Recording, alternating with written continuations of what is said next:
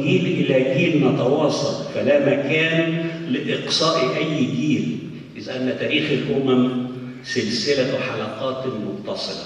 وأنا بقول إن إحنا كلنا لازم نقف عليهم دقيقة حداد، لأنهم يستحقوا منا من كل الجمهور اللي بيتفرج علينا في التلفزيون المصري النهارده. لو تسمحوا لي.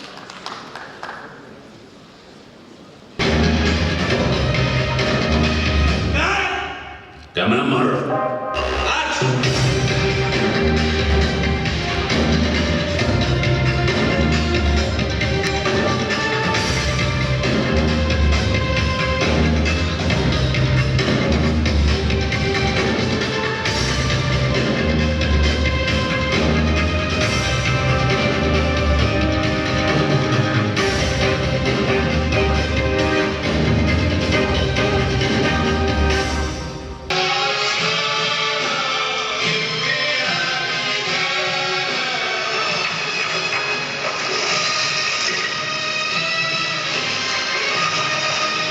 أردت أن أتنحى تماما ونهائيا عن أي منصب رسمي، وأن أعود إلى صفوف الجماهير وأدي واجبي معها كأي مواطن آخر.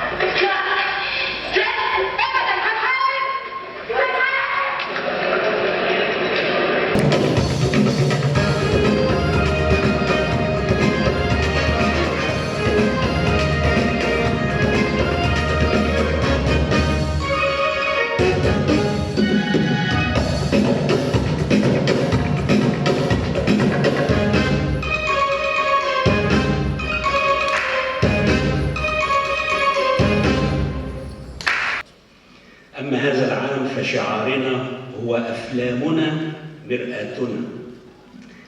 لا نريد لمرآتنا أن تكون منافقة تخبرنا بأننا أفضل شعوب العالم قاطبة، ولا كمرآة مدينة الملاهي التي تشوه وتحرف الملامح.